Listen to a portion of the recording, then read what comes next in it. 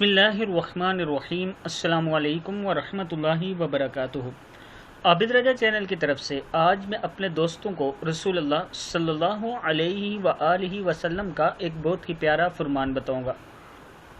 उससे पहले मैं अपने तमाम दोस्तों से गुजारिश करूंगा कि इस वीडियो को आपने आगे ज़रूर शेयर करना है। तो शुरू करते हैं। बिस्मिल्लाहिर्रहमानिर्रहीम।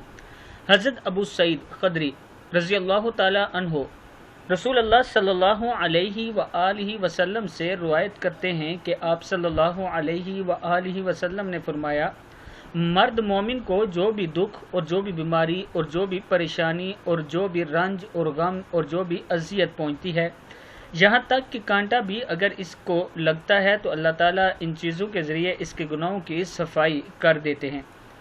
हज़रत अबू हुरैरा रज़ी अल्लाह ताला अन्हो फरमाते हैं कि रसूलुल्लाह सल्लल्लाहु अलैहि वआलिहि वसल्लम ने फरमाया, अल्लाह के बाज़ ईमान वाले बंदों या ईमान वाली बंदियों पर अल्लाह ताला की तरफ से मसाइब और मुश्किलात आती रहती हैं, कभी इनकी जान पर, कभी इनके माल पर और कभी इनकी औलाद पर, यहाँ तक कि मरने के बाद वो अल्लाह ताला के हुजूर में इस हाल में पहुँचते हैं कि इसका एक गुनाह भी बाकी नहीं रहता।